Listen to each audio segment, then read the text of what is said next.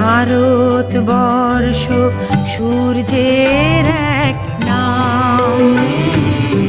আমরা রয়েছি সেই সূর্যের দেশে, লীলা চঞ্চল সমুদ্রে অবিরাম।